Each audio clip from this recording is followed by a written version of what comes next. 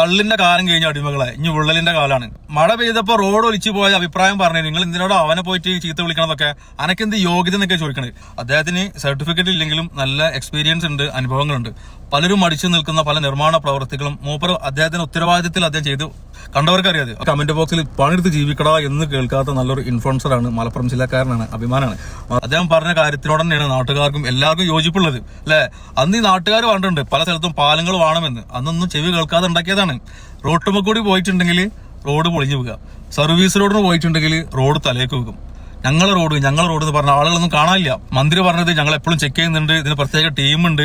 ഇന്ന് രാജ്യത്തെ ഏറ്റവും ടോപ്പ് സാങ്കേതിക വിദ്യ ടെക്നോളജി ഉപയോഗിച്ചിട്ടുള്ള റോഡാണെന്നാണ്. കോപ്പാണ്, അശാസ്ത്രീയമായിട്ടുള്ള റോഡ് നിർമ്മാണമാണ്. പശമായി ഒട്ടിക്കണ, മഴ പെയ്തപ്പതിനൊക്കെ ഒലിച്ചു പോണ്.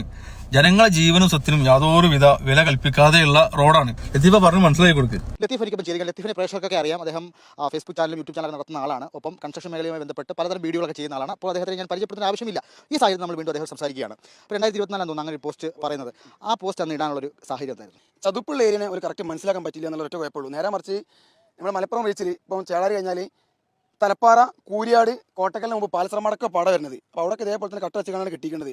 അപ്പോൾ ഇങ്ങനത്തെ സ്ഥലങ്ങളിലൊക്കെ ഓൾക്ക് വട്ടപ്പാറ ഭാഗത്ത് ബയോഡക്റ്റ് പാലം കൊടുത്ത മാതിരി ഫില്ലർമിൽ പാലം കൊടുത്തിക്കുകയാണെങ്കിൽ പ്രശ്നം ഉണ്ടാവില്ല. പിന്നെ ഈ കട്ട വെച്ച ഏരിയയാണ് അവിടെ പാണമ്പ്ര ചേളാരി ഉറപ്പുള്ള ഏരിയയിൽ. അവിടുത്തെ കട്ടക്ക് ഒന്നും സംഭവിക്കില്ല. കട്ട സംഭവം സെറ്റാണ്. ഒരു കട്ടനെ കുറിച്ച് പഠിച്ച് അതിൻ്റെ കംപ്രസിങ് സ്ട്രെങ്ത് ഒക്കെ നോക്കിയിട്ട് എല്ലാം സെറ്റപ്പ് ആക്കിയിട്ടാണ് ചെയ്യുന്നത്.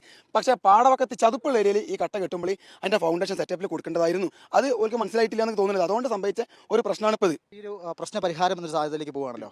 ഇവിടെ പെട്ടെന്നൊന്നും തിരിച്ചിതിലേക്ക് എത്താനുള്ള ഒരു പ്രായോഗിക ബുദ്ധിമുട്ടുകൾ ഇത്ര ഇടിഞ്ഞതുകൊണ്ടുണ്ട്. അപ്പം ലത്തീഫിൻ്റെ ഒരു അഭിപ്രായ പ്രകാരം നിങ്ങൾ കൺസ്ട്രക്ഷൻ മേഖലയിൽ കുറേ നാൾ നിൽക്കുന്ന ആളാണല്ലോ, എന്താണ് ഒരു പ്രശ്നപരിഹാരം ഇവിടെ നമുക്ക് ഏറ്റവും വേഗത്തിൽ?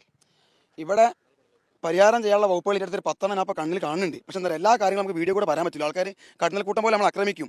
അപ്പം ഇതിപ്പോൾ ഏകദേശം ഈ വർക്ക് ഈ ലെവലിൽ എത്തിച്ചത് ഇവർക്ക് ഇതിൻ്റെ ബാക്കിൽ ഒരുപാട് എഞ്ചിനീയേഴ്സ്, ഹെവി ലെവൽ എഞ്ചിനീയേഴ്സ് വരെ ബാക്കിലുണ്ട്. അപ്പോൾ നമ്മളെപ്പോലത്തെ ഒരാൾ വന്ന് കണ്ട അഭിപ്രായം പറയുന്നത് ഇവിടെ വെള്ളമില്ല. ഇപ്പം നമുക്കൊരു ഓപ്ഷൻ കിട്ടുന്ന മെയിൻ കാരണം ഈ ഒരു സംഭവം പൊളിഞ്ഞുകൊണ്ട് മാത്രമല്ല, അല്ലെങ്കിൽ നമ്മളെ വർത്താൻ ആരെങ്കിലും ഏറ്റെടുക്കോ ഇല്ല.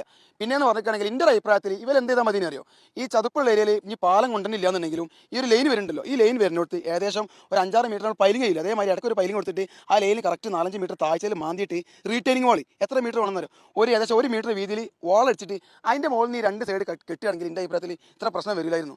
കാരണം മണ്ണിരുന്നാണ് പാടത്ത് ഒരു സമയത്ത് എൻ്റെ അഭിപ്രായത്തിൽ ഈ സർവീസ് റോഡിലേക്ക് വെള്ളം കയറിയിട്ട് ഇവിടെ നല്ല വെള്ളം കയറിയതാണ്. അപ്പം എന്താ വെള്ളം നിൽക്കുന്നിടത്ത് മണ്ണുക്ക് എന്തായാലും വെള്ളം പൂലിറങ്ങിക്കുകയാണെങ്കിൽ മണ്ണിൻ്റെ സ്വഭാവം കാണിക്കും. പിന്നെയെന്ന് പറഞ്ഞിട്ട്